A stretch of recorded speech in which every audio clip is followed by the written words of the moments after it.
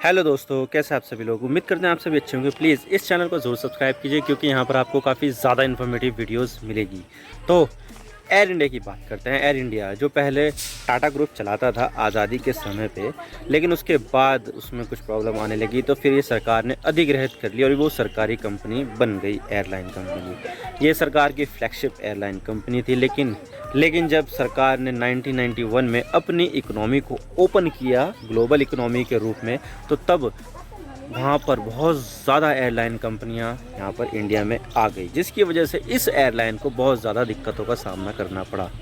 और इस चीज़ से एयरलाइन को, एयर इंडिया को बहुत ज़्यादा घाटा होने लगा और घाटा होने की वजह से इसको बहुत ज़्यादा दिक्कतों का सामना करना पड़ा। और इस घाटे को देखते हुए सरकार पिछले कुछ सालों से एयर इंडिया को बेचने की फिराक में थी, लेकिन कोई ख़रीदार ही नहीं मिल पा रहा था। तो फाइनली 2022 की शुरुआत में ही टाटा ग्रुप ने वापस से इसको ख़रीद लिया, यानी कि जिस कंपनी ने इसकी शुरुआत की थी वो सरकार के हाथ में गई और वापस से जब सरकार ने उसको बेचना चाहा तो उसी कंपनी ने ख़रीद लिया जिस कंपनी ने उसकी शुरुआत की थी। तो ये बहुत ज़्यादा इमोशनल मोमेंट था टाटा ग्रुप के लिए, क्योंकि जिस कंपनी की शुरुआत उसने की थी अब वही कंपनी उसके पास वापस आ गई है। जो पहले सरकारी थी अब वो प्राइवेट बन गई है। लेकिन अगर हम इसके बेड़े की बात की जाए, यानी कि फ्लीट की बात की जाए, तो इसके फ्लीट में बहुत ज़्यादा पुराने विमान हो चुके हैं। 2006 से तो इसने कोई ऑर्डर भी नहीं दिया है किसी नए विमान का। तो एयरलाइन के जो पुराने विमान हो चुके हैं वो काफ़ी ज़्यादा जर्जर हालत में हो गए हैं और उनको मेंटेनेंस की भी ज़रूरत ज़्यादा है, क्योंकि ज़्यादा जो पुरानी चीज़ होगी उसको मेंटेनेंस में खर्चा भी ज़्यादा आएगा। लेकिन अब एयर इंडिया कमर्शियल एविएशन की हिस्ट्री के हिसाब से अब तक का one of the biggest airplane को ख़रीदने का ऑर्डर देने वाली है, और जो होगा 300 एयरक्राफ्ट का। कैसा है ये ऑर्डर, और इसके अलावा एयर इंडिया क्या क्या खरीदने वाली है, आज इसके बारे में पूरी डिटेल के साथ बात करेंगे। लेकिन उससे पहले हम न्यूज़ आर्टिकल्स देख लेते हैं। ABP Air India readies one of the largest aircraft deals in aviation history में बाय 300 जेट्स। रिपोर्ट आई है ये 20 जून को। और इसी तरह से बिजनेस स्टैंडर्ड में भी आया है, Air India prepare one of the largest aircraft deal in aviation history. Air India is looking to buy as many as 300 jet which maybe Airbus SEs A320 neo family jets और Boeing COS 737 max model और the mix of both. 20 June का article है ये। तो यहाँ पर air India लगभग 300 narrow body jet खरीदने वाली है और ये ऑर्डर एविएशन इंडस्ट्री मतलब कमर्शियल एविएशन इंडस्ट्री का अब तक का सबसे बड़ा ऑर्डर में से एक बन जाएगा। और इन नए नैरो बॉडी जेट्स की मदद से एयर इंडिया अपने जेट के फ्लीट को ओवरहॉल करेगी, क्योंकि देखा जाए तो एयर इंडिया के जेट्स बहुत ज़्यादा पुराने हो रहे हैं और जैसे जैसे कोई चीज़ पुरानी होती है तो उसका मेंटेनेंस ज़्यादा लगता है। तो एयरलाइन कंपनियों के लिए पुराने जेट चलाना एक खर्चीला काम है और जेट पुराने हो जाने से उसकी सुरक्षा पर भी क्वेश्चन मार्क लग जाते हैं। तो यहाँ पर इन पॉइंट्स को देखते हुए एयर इंडिया नए जेट्स खरीदने की प्लानिंग कर रही है। लेकिन यहाँ पर बात आ रही है नैरो बॉडी एयरक्राफ्ट की। तो इन्हें नैरो बॉडी एयरक्राफ्ट क्या होते हैं? तो देखिए, एयरक्राफ्ट दो तरह के होते हैं, एक तो नैरो बॉडी एयरक्राफ्ट होते हैं और एक वाइड बॉडी एयरक्राफ्ट होते हैं। तो जो वाइड बॉडी एयरक्राफ्ट होते हैं वो ज़्यादा चौड़े होते हैं और उनकी जो सीटिंग कैपेसिटी है वो ज़्यादा होती है। और इसकी ख़ास बात ये होती है कि इसमें 2 एसल होते हैं, यानी कि आने जाने के 2 रास्ते होते हैं बीच में, और विंडो सीट के अलावा बीच में भी सीट होती है और ये लॉन्ग डिस्टेंस के ट्रैवल के लिए इस्तेमाल में की जाती है। आप देख सकते हैं नीचे है नैरो बॉडी एयरक्राफ्ट और ऊपर है वाइड बॉडी एयरक्राफ्ट। वहाँ पर आपको 2 एसल मिलेंगे, यानी कि कॉर्नर वाली सीट। विंडो सीट के अलावा जो कॉर्नर की सीट होती है उसको एसल सीट कहते हैं। तो यहाँ पर 2 एसल सीट मिलेगी, 2 रास्ते मिलेंगे, 2 गलियारे मिलेंगे। और अगर हम इसका इंटरनल्स देखें तो आप देख सकते हैं ऊपर है नैरो बॉडी एयरक्राफ्ट जिसमें एक तरफ 3 सीट है और एक तरफ 3 सीट है, यानी कि एक रॉ में 6 सीट है। और अगर आप नीचे देखेंगे तो नीचे है वाइड बॉडी एयरक्राफ्ट जहाँ पर एक तरफ 3 है, एक तरफ 3 है और बीच में 3 है, यानी कि 9 सीटिंग कैपेसिटी वाली एक रॉ में ये 9 सीट लगती है।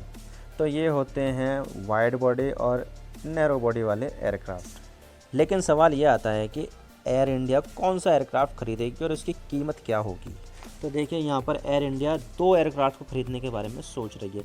एक है फ्रांसीसी कंपनी एयरबस का narrow body jet A302 neo और दूसरा है बोइंग कंपनी का 737 मैक्स मॉडल। लेकिन कौन सा प्लेन फाइनल हुआ है ये इसके बारे में अभी प्राइवेट और कॉन्फिडेंशियल इन्फॉर्मेशन है।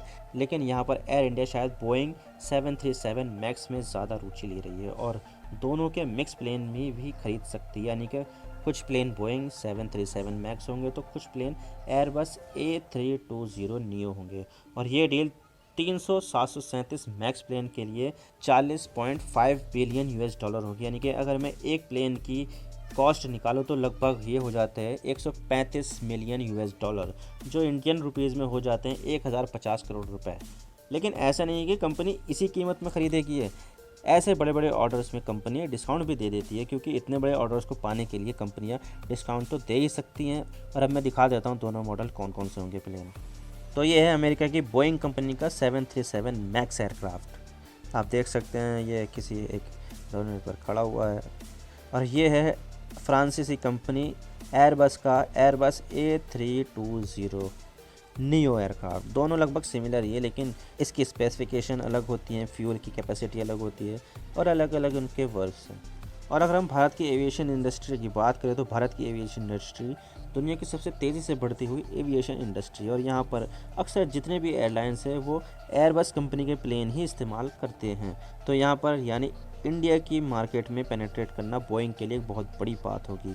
और 300 एयरक्राफ्ट के ऑर्डर हासिल करना ऐसा होगा जैसे बोइंग ने एयरबस का तख्ता पलट कर दिया, कर दिया। क्योंकि देखा जाए तो भारत की इंडिगो एयरलाइन एयरबस कंपनी की सबसे बड़ी कस्टमर है, जिसने 700 से भी ज़्यादा प्लेन्स का ऑर्डर दे रखा है। और इतना ही नहीं, सिर्फ इंडिगो ही एयरबस के प्लेन इस्तेमाल नहीं करती है, बल्कि इंडिगो एयरलाइंस के अलावा विस्तारा, गो एयरलाइंस और एयर एशिया, ये सभी कंपनियां भारत में एयरबस कंपनी के प्लेन ही इस्तेमाल करती हैं।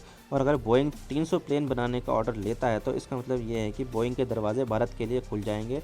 और जहां एयरबस कंपनी के जहाज़ भारतीय एयरलाइन उड़ाती थी वो भी बोइंग कंपनी को कंसीडर करेगी। और इससे बोइंग और एयरबस दोनों कंपनियों में राइवलरी होगी, जिससे ये एक हेल्दी कंपटीशन देखने को मिलेगा। और शायद इससे कंपटीशन से एयरक्राफ्ट की कीमतें भी कम हो जाएं, जिससे कॉस्ट ऑफ फ्लाइंग कम होगी और इससे टिकट भी सस्ता हो सकता है। लेकिन सवाल यह आता है कि दुनिया की सबसे बड़ी एयरलाइंस उसकी फ्लीट के हिसाब से कौन सी है और इसमें भारत की एयरलाइन का नाम कहाँ पर है। तो ये है डेटा, ये विकीपीडिया का डेटा है, जिसमें फ्लीट के अनुसार टॉप 12 एयरलाइंस हैं, जिसमें अगर हम टॉप 10 देखें तो इसमें 6 कंपनियां तो यूएसए की हैं, जैसे कि American airlines, United airlines, delta airlines, FedEx express, south west airlines और एक स्काई वेस्ट। ये 6 कंपनियां अमेरिका की हैं जो टॉप 10 में आती हैं। और इसमें 3 एयरलाइंस चाइना की है, जिसमें आता है China southern airlines, China eastern airlines और एक एयर चाइना। तो टॉप 10 में 6 तो अमेरिका की हो गई, 3 हो गई चाइना की और एक आती है 9 पोजीशन पर है रियान एयर जो आयरलैंड की है।